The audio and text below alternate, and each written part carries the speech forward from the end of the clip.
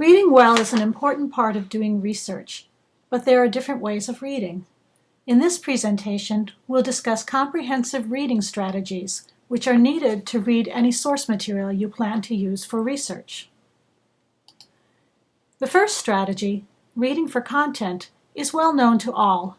You use this strategy when you read textbook chapters for your courses, or a newspaper article to learn what's going on in the world, or a novel to enjoy a story.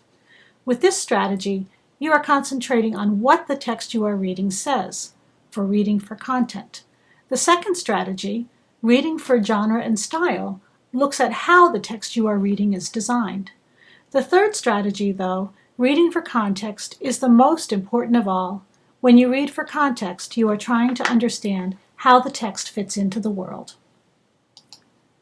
Let's start with reading for content, the most familiar strategy for reading. When you read for content, you are looking for the main ideas and details of what you read. For this kind of reading, using your prior knowledge of the topic is helpful. You can also preview the text. Finally, you can annotate the text to reinforce what you are learning from it. To understand a text, you should first ask yourself what you already know about the topic. Bring to your mind prior knowledge of the topic you're reading about, along with any experience or feelings you have about the topic.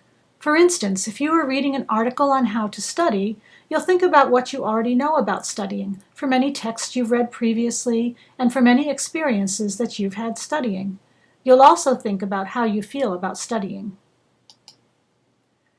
The second way to help yourself when you read for content is to preview the text. Look at the title. What do you predict the text will be about? Are there any headings in the text that will help you get a sense of what content is included? Do you have any specific questions about the topic that you are trying to answer by reading the text? For academic texts, such as the ones you'll read for your research project, you can read the introduction to look for the author's main idea and/or the conclusion, where the main idea is often restated. The third thing you can do to understand content better is annotate the text, which is a way of taking notes directly on the text itself. When you annotate textbooks to help you study for your courses, for instance, you can underline or highlight main ideas and points and summarize them in the margins in your own words, which helps reinforce these points in your memory.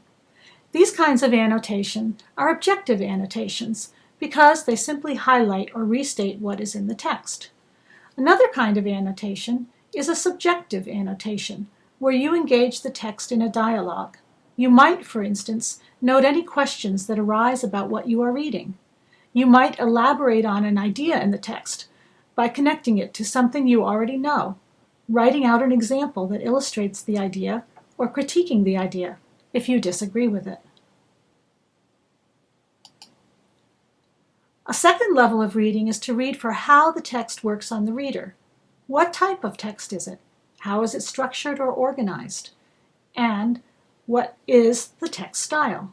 Knowing the type of text you are reading can help you understand it better. When you think about genre, you think about what type of text you are reading. Is it a book? Is the book nonfiction or fiction? Is it an article in a popular magazine like Time or The New Yorker? Is it a newspaper article or an article in a scholarly journal? Is it a government report? You can also ask how the text is organized.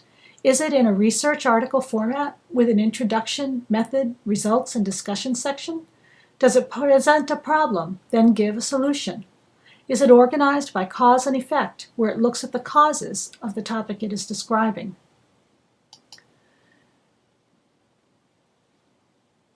Texts are also written in different styles. An informal letter from a friend will sound much different from a formal letter from your school.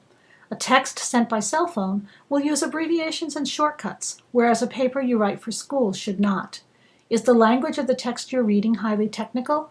These are questions to ask yourself as you do research. The third and last level of reading, reading for context, is the most important level of all. This type of reading helps you understand why a text is written.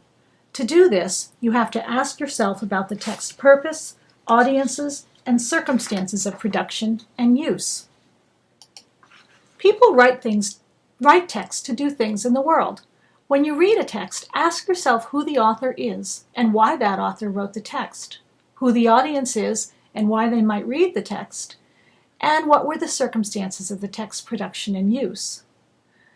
Knowing the author is important. If you are reading a text about cancer, it's important to know if it was written by a medical doctor, who would be a reliable author, or by someone who was trying to sell a quack cure for cancer.